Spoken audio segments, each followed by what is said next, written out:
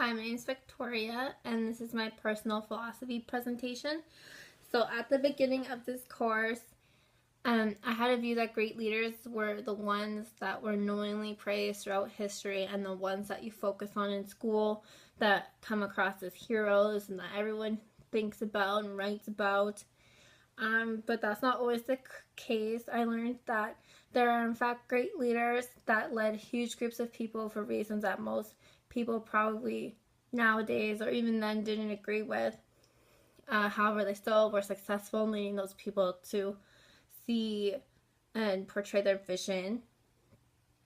I knew going into this class that my leadership skills needed to be improved on, as I am currently in a situation where I don't really get to be involved in that many anything really to do with leadership.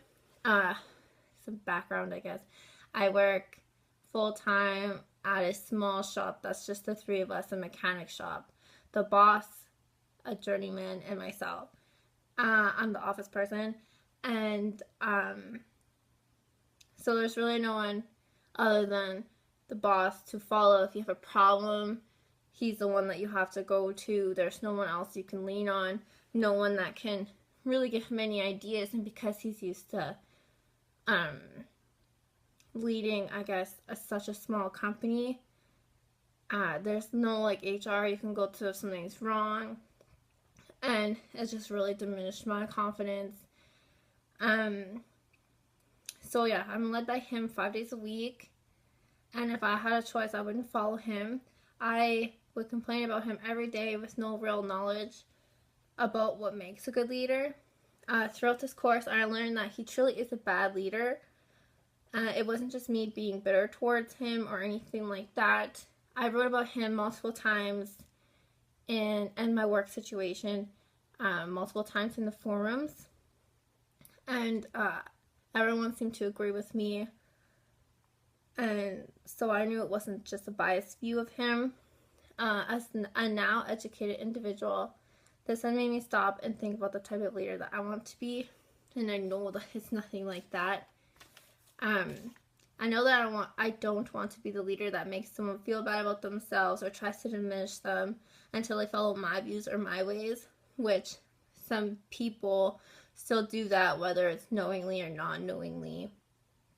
And lots do follow because there's no one to say. And I guess in my situation right now, technically I'm following him too, because you don't really have a choice. This class has also made me push to find work with better leadership.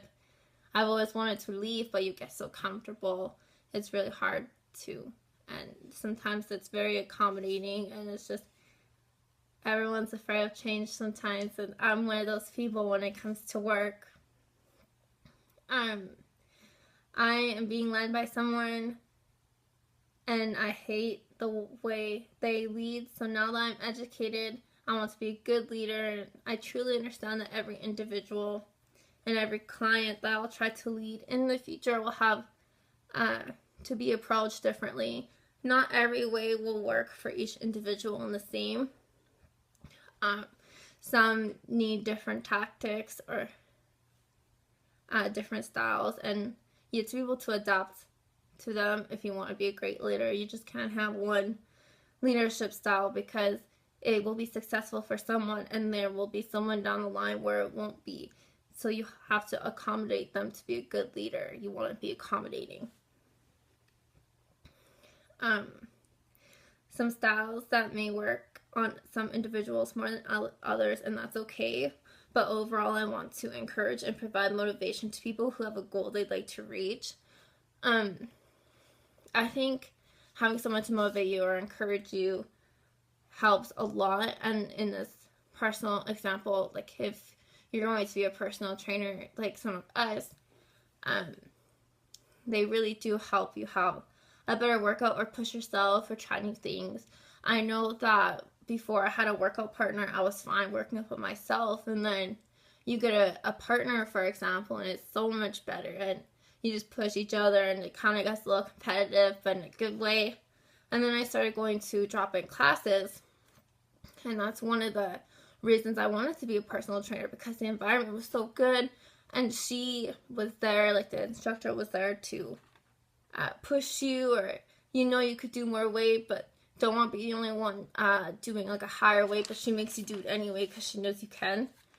Really pushing you to your limits, but in like a proper encouraging way, and it makes you feel really good after and get the best workout that you can. So everybody needs a boost or guidance sometimes, and I want to be that person to lead them and help them through it. It just makes everything so much easier, even in the workplace. If there's someone that can help you, even if it's not like a boss, if it's just another employee that can help you throughout the process, it makes it a lot easier. I also learned to be a great leader, you have to listen and be open to at least hearing other people's opinions and ideas. So in my work as an example, there is no ideas other than his. Even if you're trying to explain it in the right way, in a calm way, whatever, he doesn't want to hear it because it's not his way. It's very old school, and because he has that type of mindset, it keeps his business will stay old school like that, and it'll never progress. It can be very frustrating when you have a leader like that, because it's also not helping you progress as a person or as a leader. I also want to focus on confidence, because I think confidence is a key component that I need to gain back to be a great leader. And if you're a confident leader and know what you're talking about, know how to be encouraging and motivating, then your client or the person that you're trying to lead in whatever situation will be confident too. And that just makes their spirits higher.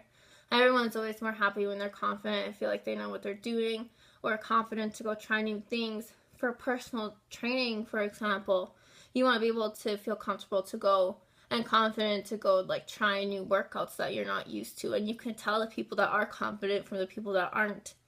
I used to be really not confident when it came to doing new styled exercises, and now I'm at the point where I don't care, because I know my form is good, I know I'm doing it well, and I'm confident, and you feel it, and then you just kind of forget that everyone else is there, and they're not even paying attention to you anyway.